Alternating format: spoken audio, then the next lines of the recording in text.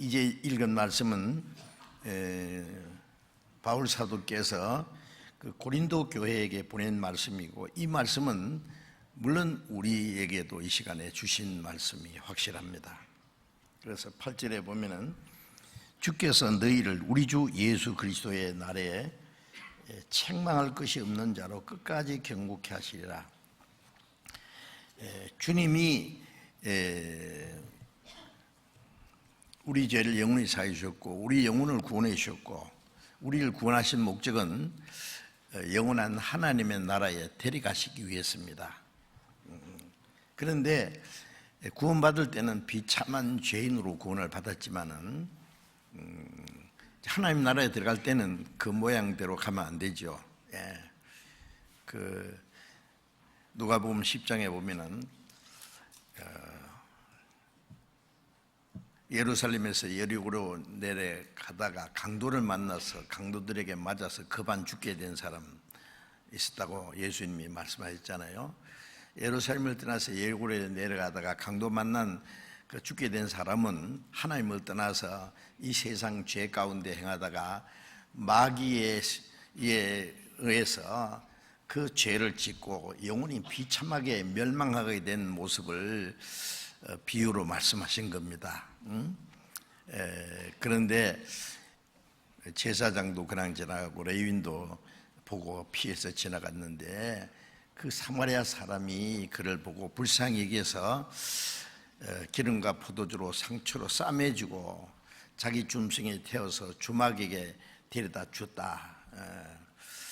그 내용을 아마 문제 공부하신 분들은 많이 배워서 아실 겁니다. 아주 중요한 내용인데, 그 강도 맞는 사람이 이제 그 선한 사마리아 사람에 의해서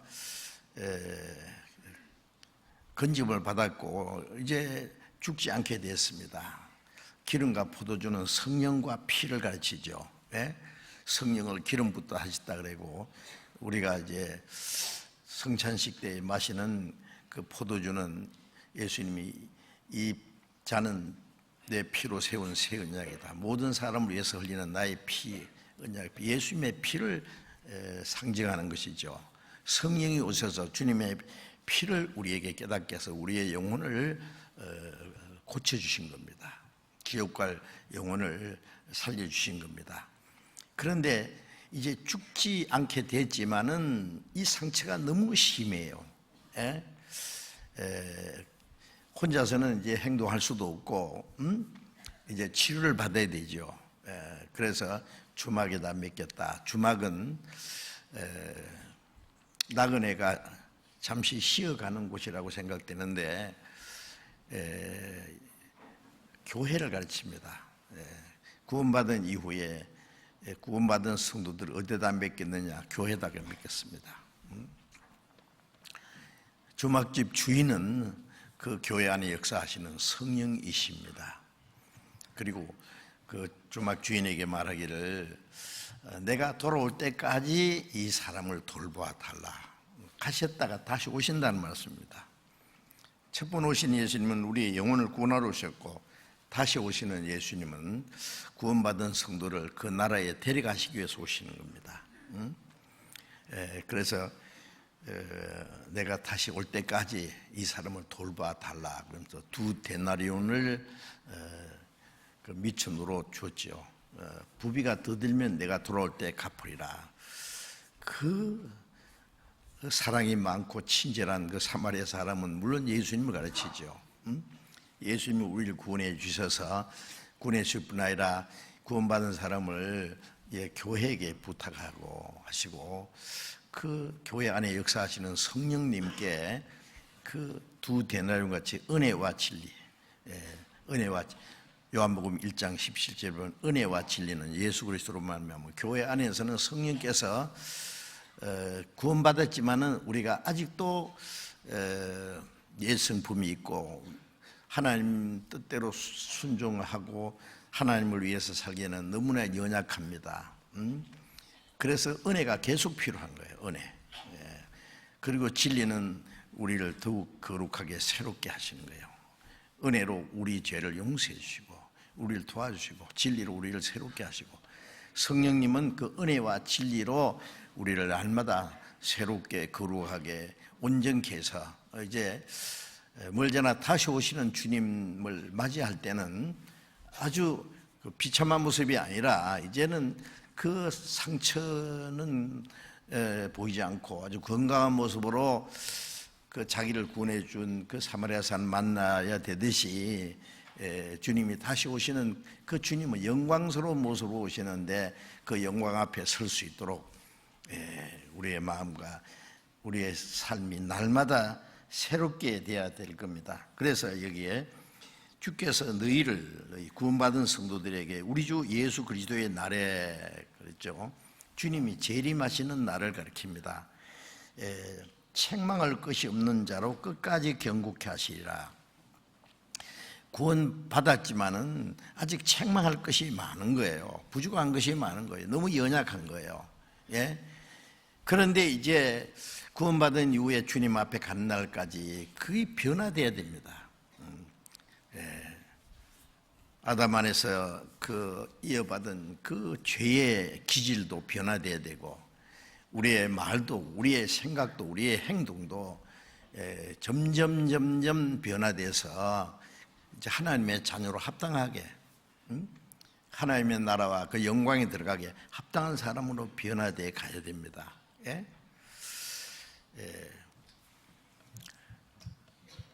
마태복음 5장 48절에 보면 하늘에 계신 너희 아버지의 온전하심 같이 너희도 온전하라. 우리가 어떻게 하나님 아버지처럼 온전하게 될 수 있겠어요? 그러나 아버지가, 훌륭한 아버지가 아들에게 너는 내 밥만 닮아도 좋겠다 그렇게 말 안 합니다. 아버지 이상은 안 되지만 아버지처럼 되기 원하는 표준이. 예수님은 나를 본 자는 아버지로 봤다. 보이지 않는 하나님이 육신을 통해서 나타나신 분이 예수님입니다. 예수님을 통해서 하나님의 능력이 나타났고, 예수님을 통해서 하나님의 말씀이 전해지고, 예수님을 통해서 하나님의 사랑이 나타났습니다. 그래서 하나님이 예수님이라고 하는 육체를 통해서 말씀이 육신이 되어 우리 가운데 하심에 그 영광을 보니 아버지의 독생자의 영광이요 은혜와 진리가 충만하더라. 어느 때나 하나님을 본 사람이 없으되 아버지 품속에 있는 독생하신 하나님이 나타내셨느니라. 하나님을 보지 못하지만은 예수님을 통해서 하나님 자신을 세상에 나타내 보이셨잖아요. 그리고 말로만 아니라 하나님의 사랑을 십자가에 죽으시고 부활하심으로 이제 실천해 보이셨고, 이제 바울 사도는요, 내가 그리스도를 본받은 자 된 것처럼 너희는 나를 본받은 자들아. 우리가 얼른 생각하면은 예수님은 하나님의 아들이시고 죄 없이 세상에 나셨고, 예수님 안에는 하나님의 성령이 충만하셨고, 그러니까 예수님은 하나님이 행하신 그대로 행하실 수 있었지만은 사람이 어떻게 그렇게 될 수 있느냐, 당연히 그렇게 생각할 수 있죠. 근데 바울 사도는 내가 그리스도를 본받는 자 된 것 같이 너희는 나를 본받는 자 되라. 바울 사도는 바울 사도 속에 성령이 역사하셔서 이 바울 사도의 삶을 통해서 그리스도가 재현된 겁니다. 재현. 예수님 속에 하나님이 역사하신 것처럼 바울 사도라고 하는 그 한 사람 속에 주님께서 역사하셔서, 그래서 갈라디아 6장에 보면 바울 사도는 내 몸에 예수의 흔적을 가졌다. 그 예수님의 그 고난의 흔적이 바울을 생애를 통해서 나타났습니다.